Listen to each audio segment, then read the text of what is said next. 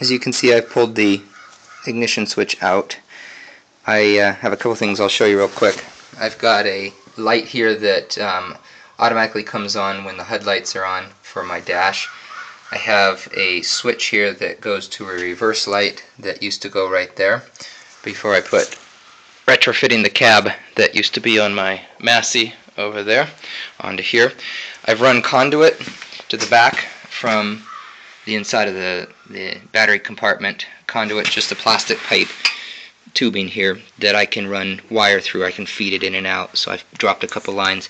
You can see how this conduit comes out. I also have a reverse light that I've had to take out that I'll put on the cab that I have wired up. Again, that's connected to that switch. So I've popped the battery out of the battery compartment, and here we go. So I've got 4 posts back here. See if I can get it in focus here. The red post here says BAT, yellow says ST, this one right here says IGN, and this one says ACC. This red goes up here to the regulator, the very far post on this side. The yellow comes up to the solenoid, as you can see. The next one splits off several ways. This right here is where I've hooked my reverse light, so it goes down to the switch down there, as you can see it, kind of, and then that goes off to my light.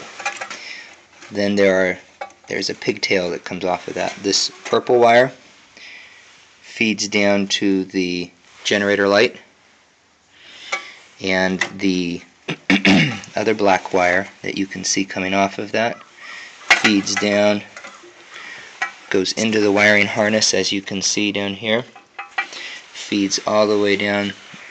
It's this one coming out right here, feeds all the way through, and then pops out, goes over to the coil there. Then the next post, the ACC one, I have 2 things that are connected to that. One is my light, like I showed you down there, comes on with the lights, and then this one is the headlights. So it goes into the wiring harness, again, as you can see, feeds through there, comes out there, and splits nicely down there into the headlights. So that's what I have for my wiring.